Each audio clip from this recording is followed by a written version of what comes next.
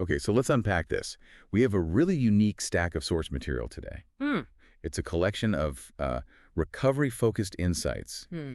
but they draw their wisdom directly from the ancient book of Proverbs. Right, and the core argument here is pretty wild. It's that the struggles we think of as modern, self-sabotage, ego, the relapse cycle, All of it. all of it was diagnosed in detail thousands of years ago. Exactly.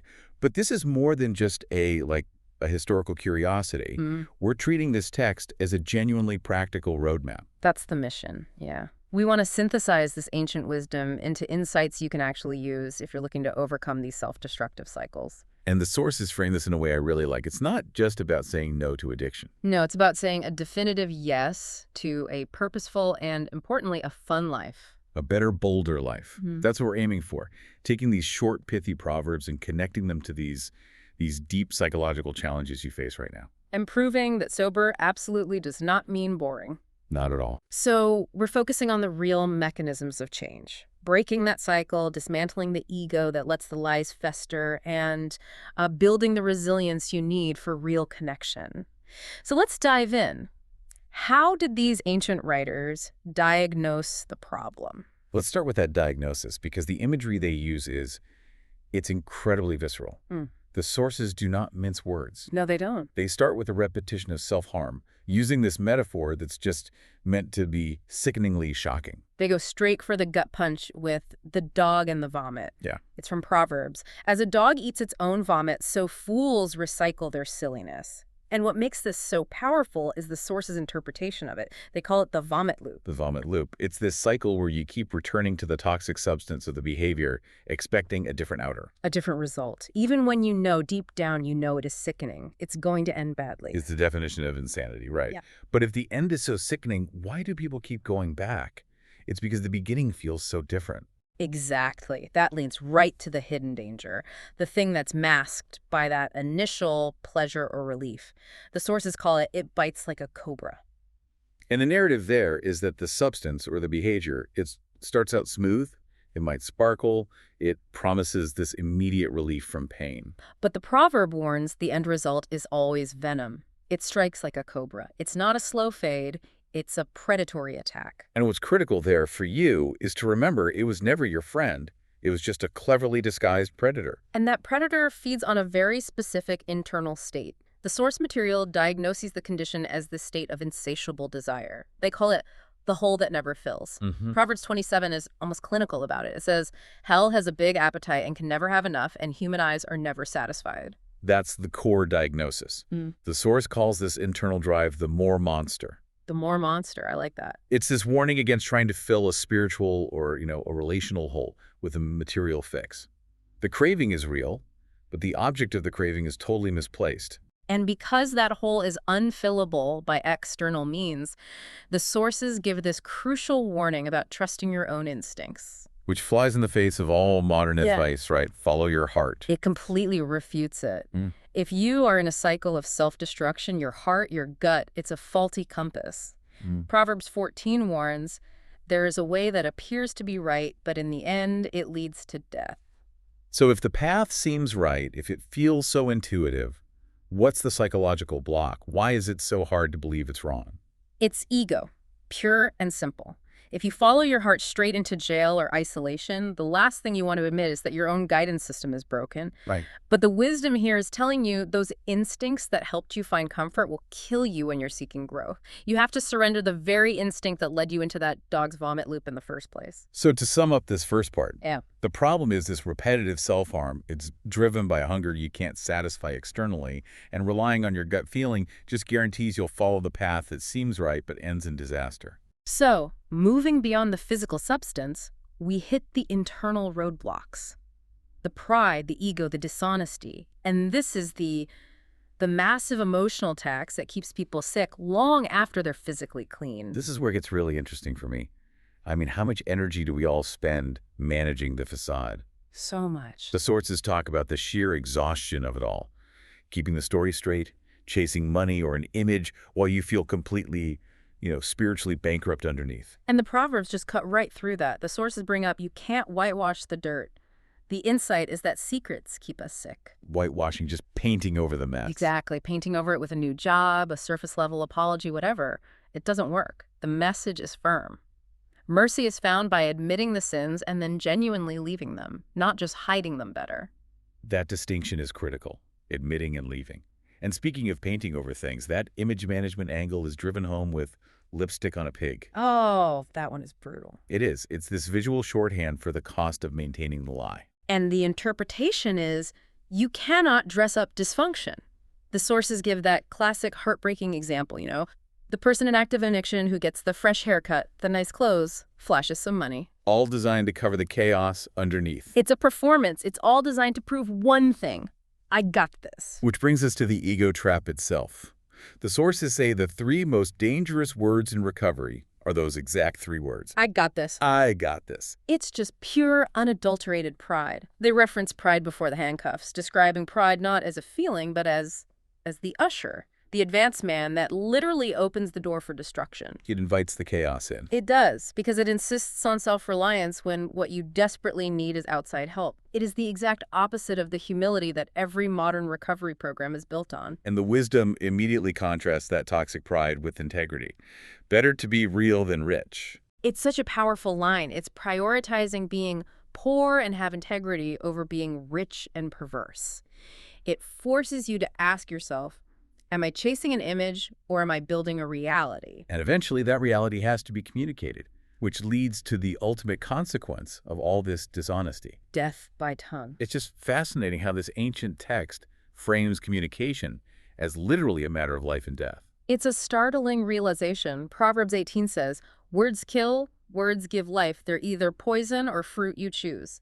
The goal of recovery is to shift your words from being poison, the lies, the manipulation, to being fruit. You swish from destruction to construction. Exactly. You start providing life and honesty instead of poison. That's what sets the stage for any real relational recovery. Okay, so now we get to the action items, the actual toolkit that provides the structure that the ego and those faulty instincts are missing. And we have to start with persistence because failure is guaranteed, right? When you're learning new behaviors, you're going to trip up. Absolutely. The sources define success not by whether you fall, but by how quickly and willingly you restart. It's all about the trajectory, not a perfect record.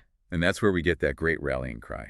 Fall 7, rise 8. I love that one. Proverbs 24 says, no matter how many times you trip them up, God-loyal people don't stay down long. Soon they're up on their feet. The winner is just the one who gets back up, not the one who never falls. It's so validating, but getting up means you have to accept that recovery is active, difficult work, and this is where the sources get really sharp with a warning. Stop sleeping through your miracle. Proverbs uses this brilliant farming metaphor. A farmer who is too lazy to plant in the spring has nothing to harvest in the fall.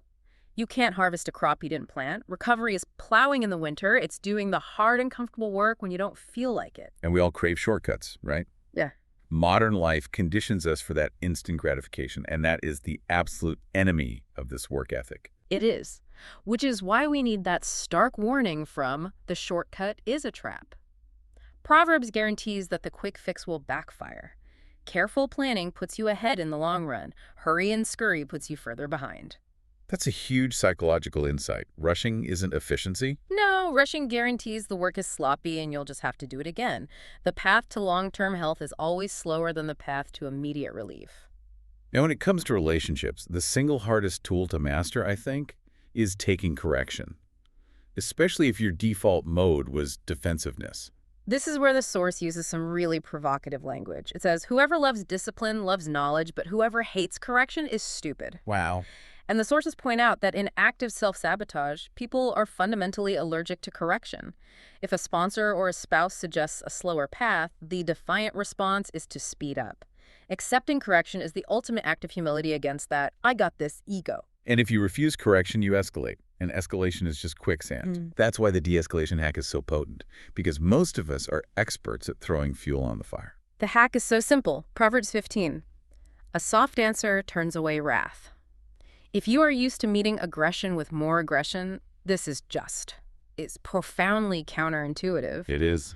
But the sources present it as a tool that can save a marriage, save a job, literally keep you out of handcuffs. You defang the situation with intentional calm. So why do we escalate then? If a soft answer works, what's the immediate payoff of anger that makes it so tempting?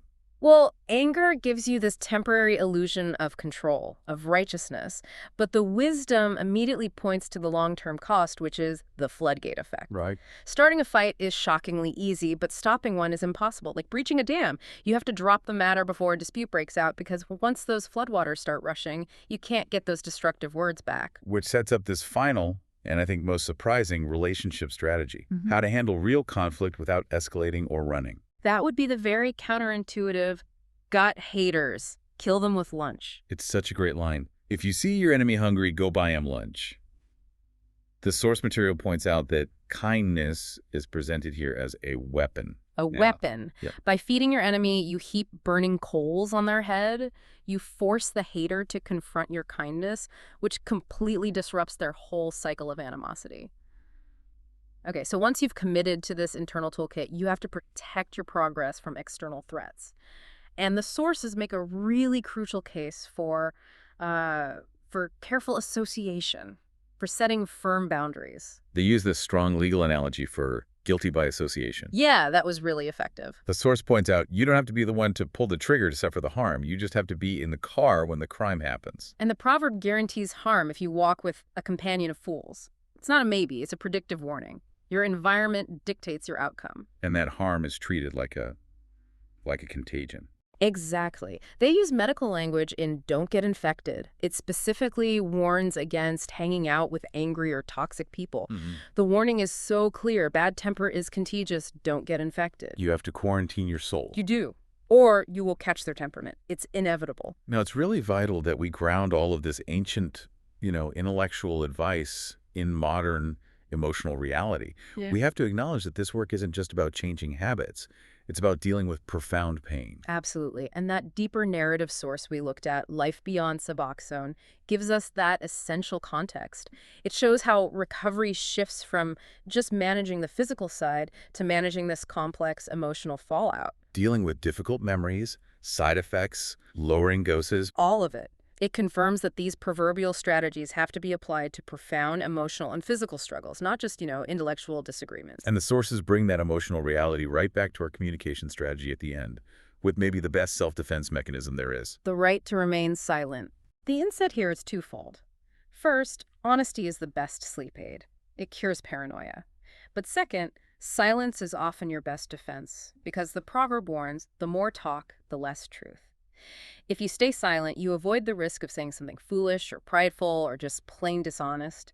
It's the ultimate de-escalation tool. If we try to summarize the insights we've pulled out today, success really hinges on consistently choosing reality over a facade, persistence over self-pity, and soft answers over escalation. These principles, written millennia ago, they don't just advise, they diagnose the very behavioral loops we all still struggle with. So what does this all mean? It means this ancient wisdom aligns perfectly with the modern recovery idea that sobriety is about saying yes. Yes to a purposeful, fun, bold life, not just no to addiction. It's an invitation to be intentional.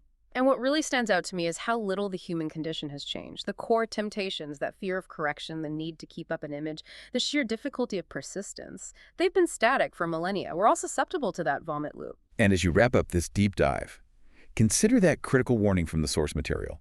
The shortcut is a trap. The guarantee that hurry and scurry will only put you further behind. So based on that, here's a final thought to take with you. What one area of your life are you currently trying to rush? Maybe a relationship, a financial goal, or your own emotional healing. An area that truly demands the humility and the careful planning these ancient sources insist upon. Keep exploring. That wisdom is always there when you're ready to look for it.